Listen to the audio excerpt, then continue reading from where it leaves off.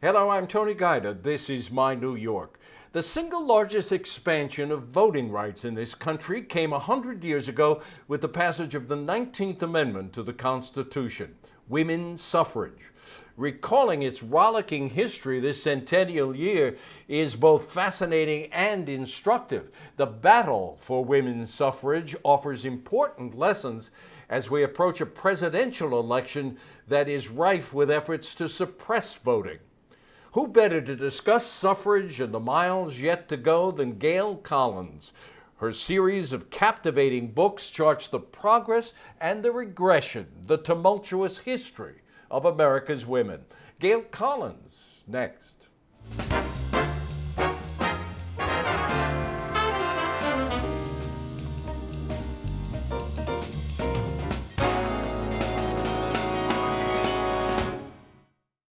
Gail Collins, good to see you again. So good to have you back on the program. Welcome. Thank you. It's great to be here. Listen, your recent piece about suffrage with your typical droll humor had a great lead that it was a big flop. Let's talk about how you see it as a flop. Well, the first thing that happened once women got the right to vote, it was, nationally, Congress thought, oh my God, this is going to be huge. These women are, God knows what they want. We've got to do stuff fast. So they passed very quickly this medium-sized bill on rural women's health clinics.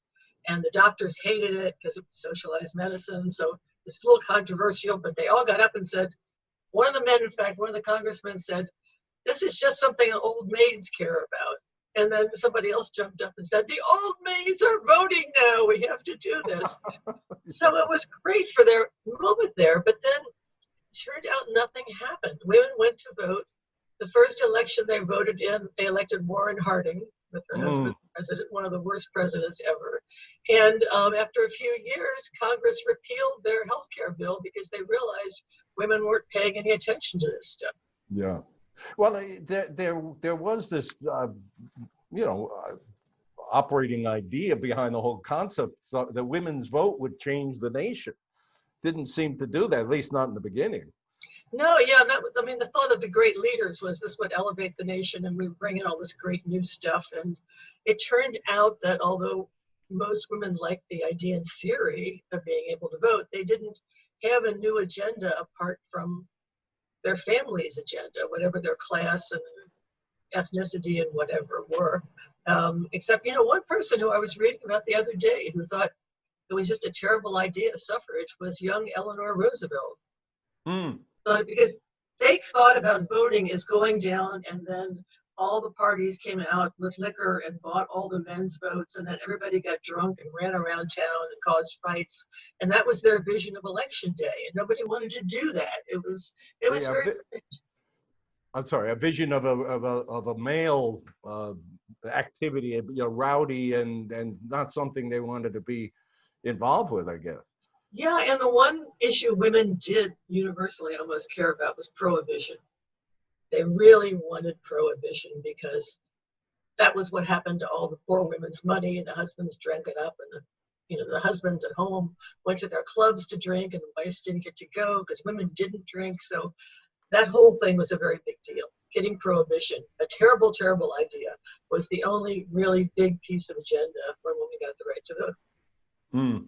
The history, as we look back at it, of this movement is, in many ways, ugly, I guess, because it was typically presented as a struggle of middle-class white women, and the African American women involved were just marginalized or not even mentioned. Let's talk about that a little bit.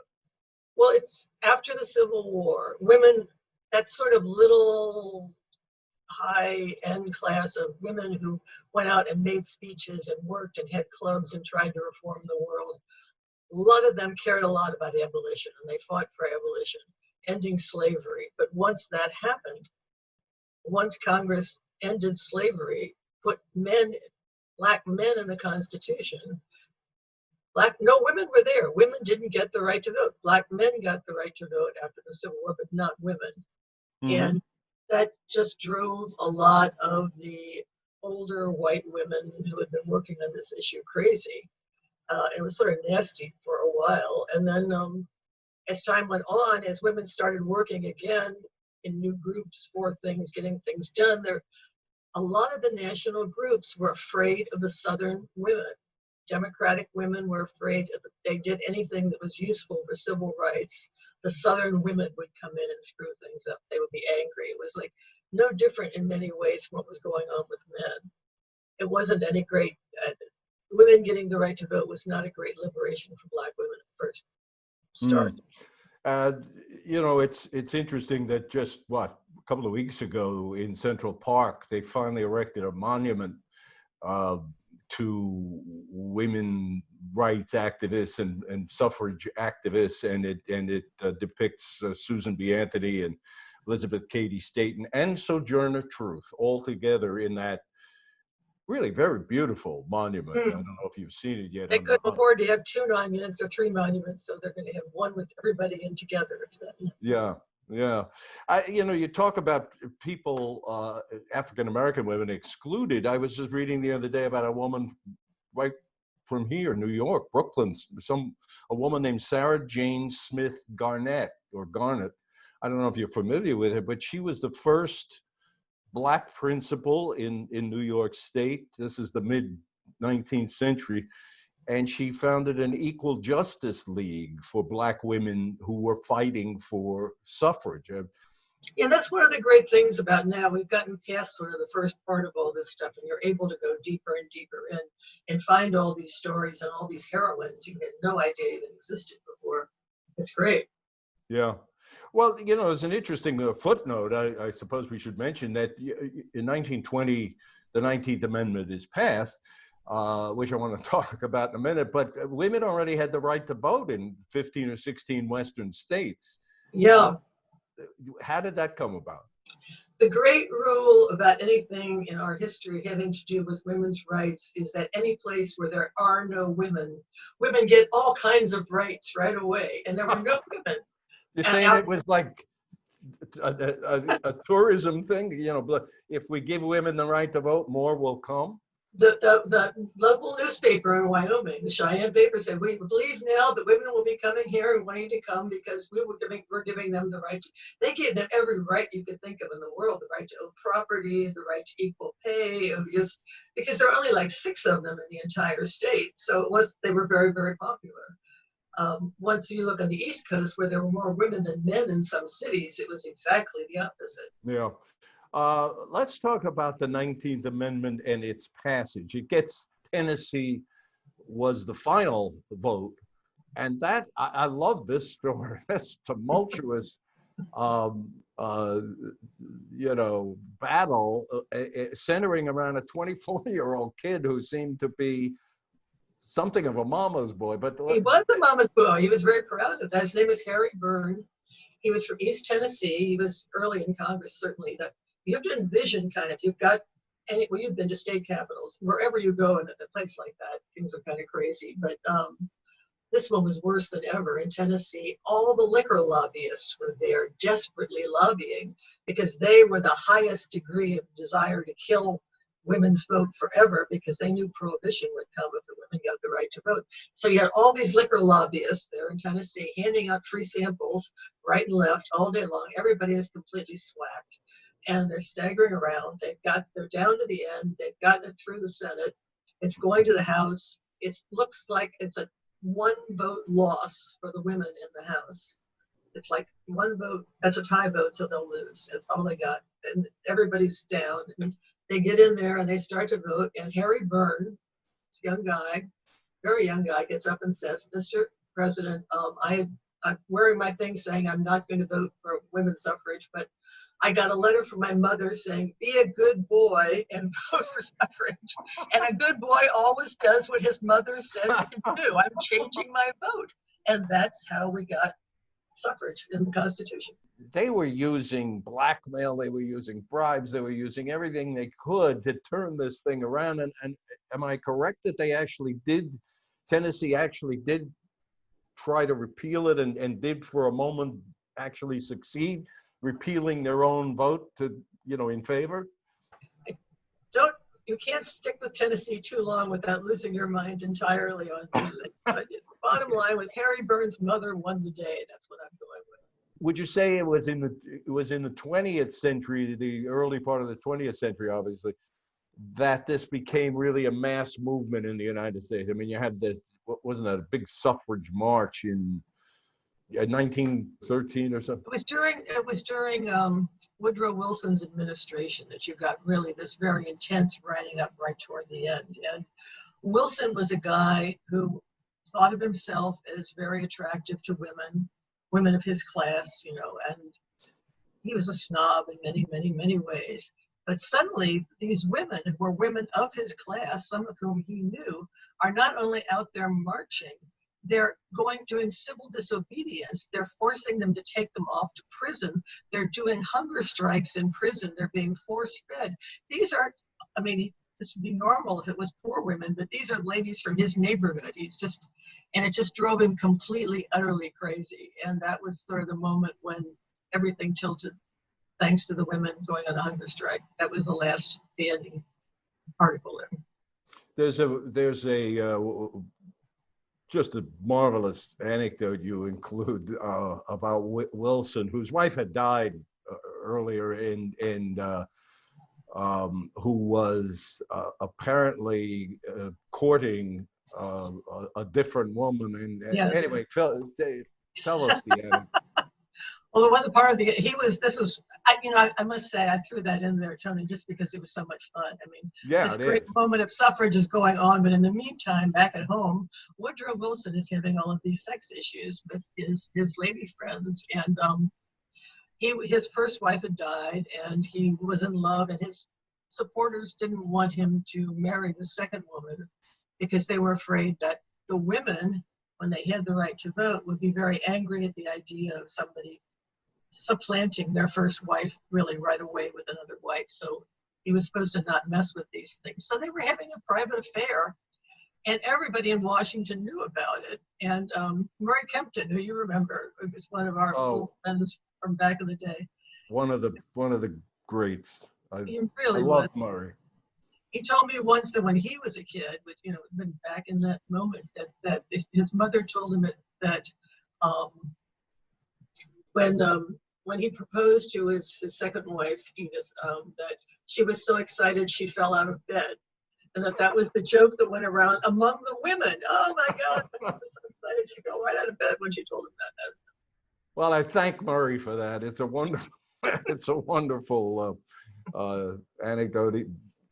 And what the heck, whether it's true or not, it's still a wonderful anecdote. You know, you were alluding to a moment ago that women, at least at the beginning, were avoiding polling places as feeling that they weren't welcome there. It was a man's precinct, and with cigars and liquor, and they didn't want to be. But as it evolved, women did obviously embrace the vote. And let's talk a bit about what we can see later in the 20th century, or as the 20th century moves along, about how women were and are making a difference. If you look back until 1980, really, when you look at the women's vote, they're little interesting squibbles, but basically women were voting the way the men of their class and age and race and whatever were voting. It wasn't, you couldn't see any woman-centric thing going on along there.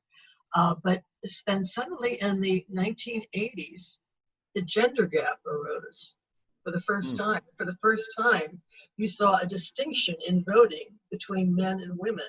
That was a big difference. And I've always thought it was big. That was Ronald Reagan's time. It was sort of when the beginning of, you've got that sense of the two parties having a different vision of social issues and stuff like that. And after 1980, the gender gap just grew and grew and grew until women elected Bill Clinton president.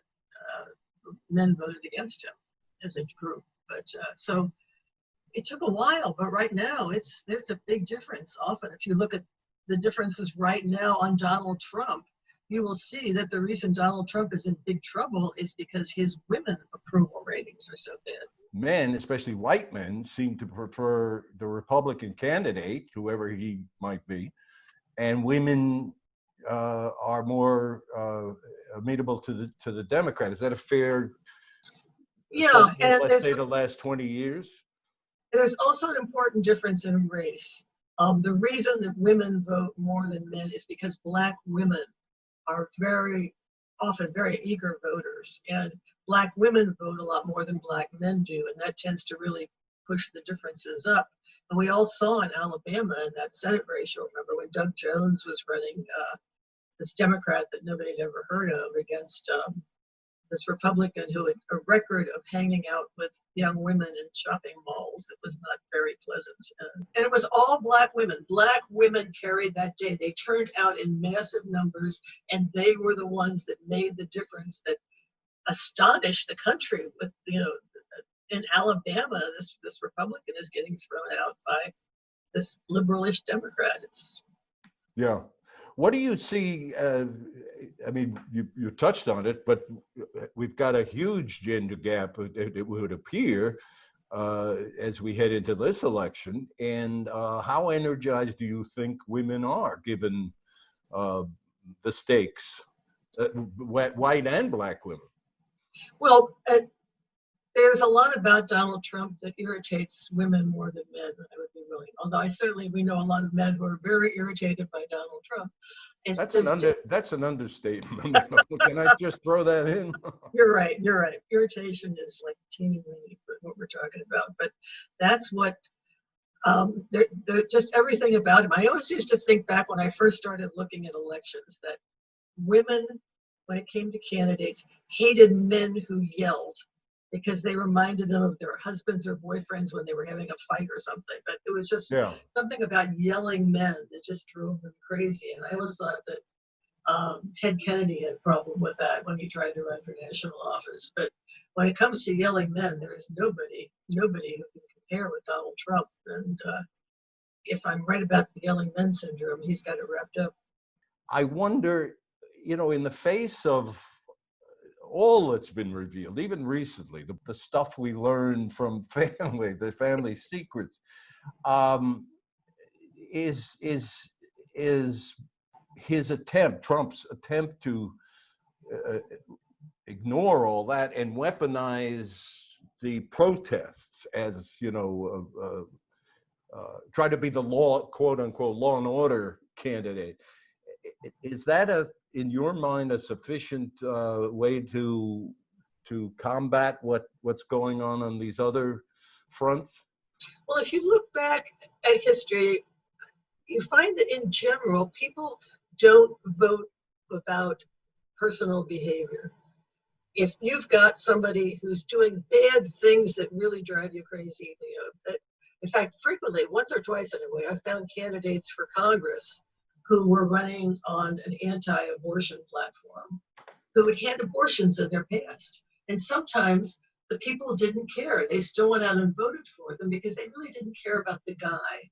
They wanted the thing done that they wanted done. And they were sort of indifferent to the jerkiness of whoever it was who were running. So sometimes if people have very clear ideals in mind, they'll just ignore, no matter how horrendous the personality or the persona of the person is. But right now, I don't know that that's the case. There's certainly a lot of things we're worried about right now. But I don't know how many people are going to go out and vote about Donald Trump because of his position on Social Security. It's just Donald Trump is Donald Trump at this point. Yeah. I want to raise a point of view that I read about recently, and it really struck me. A woman who's a professor of history at Carnegie Mellon University, Lisa Tatro. I don't know if you're familiar with her, but she's written about what she considers the lie at the center of our democracy. The lie being that women didn't win the right to vote in 1920. Nobody has won the right to vote in this country, male or female, because there is no federal guarantee of our vote. Both elections are controlled by states, and states can do whatever they want. And we have even the Supreme Court in, the late 19th century ruled that, voting is a privilege, not a right. So I imagine, so first of all, it surprised me. I was not terribly aware that I don't really have a right to vote. It's a privilege. But it kind of opens vistas into this whole issue of voting suppression. Because states can do what they want to do to pick the people they'd like to see at the polls and keep others away. Can you interweave the two stories, suffrage and what we learned and what lessons we could take from suffrage, and what we're facing now in terms of voter suppression, which is as toxic as it's ever been?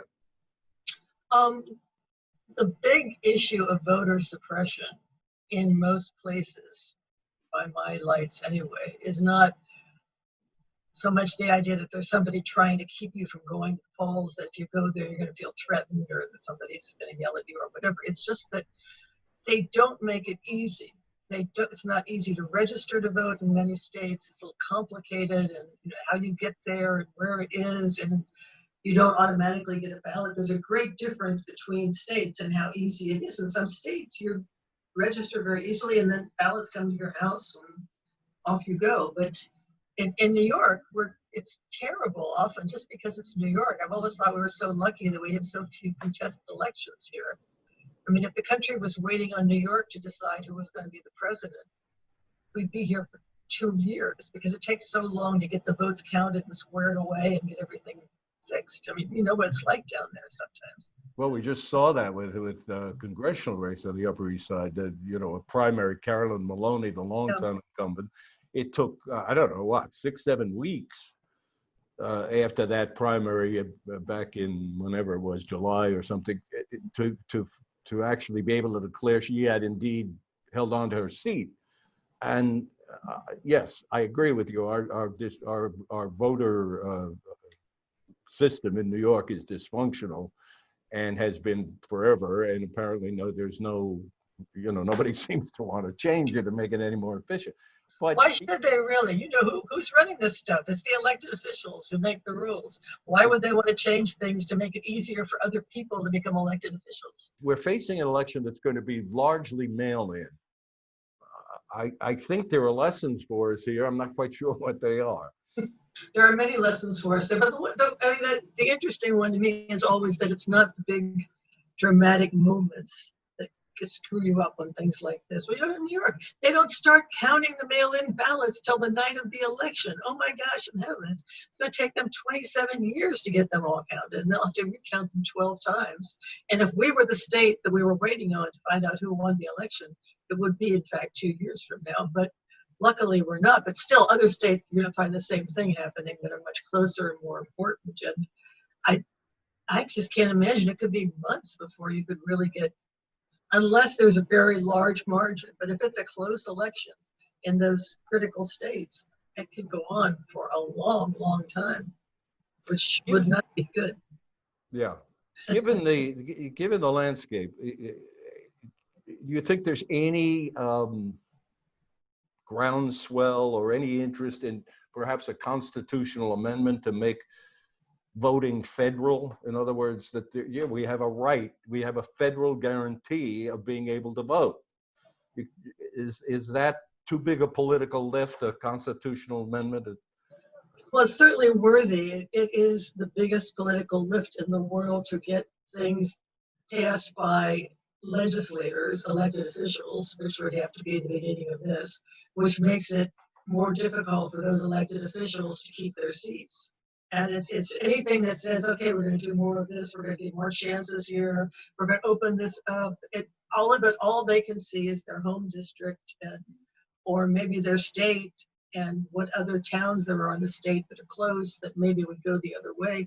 You know what it's like in state legislatures. They don't think in cosmic terms for the most part. They think about what's going to happen in September, October, November.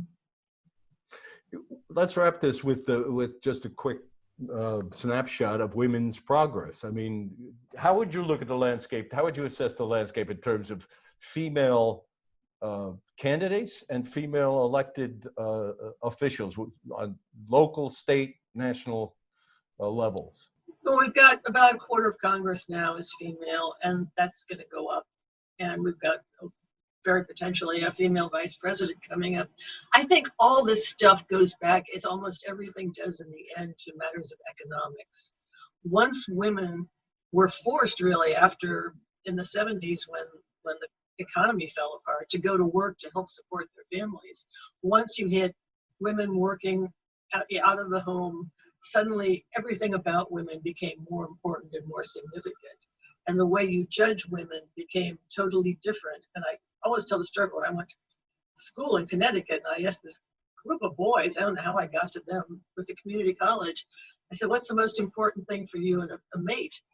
And they weren't going to say beautiful because I was there. So they said, personality is very important. And I said, oh, that's very nice. And then one kid in the back yelled, and a good earner. And they, oh, but yes, she must be a good earner. And I thought, wow, this is a transformation, like getting the right to vote or something. When suddenly, as women come through in their lives, that kind of thing is so important. We're at an equal economic level with men, then everything else falls into place. Yeah.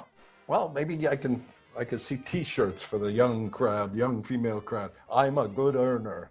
Girl. Gail Collins, it's great to see you and talk with you. Thank you for this. Thank you for this. Come back and see us soon. Love to.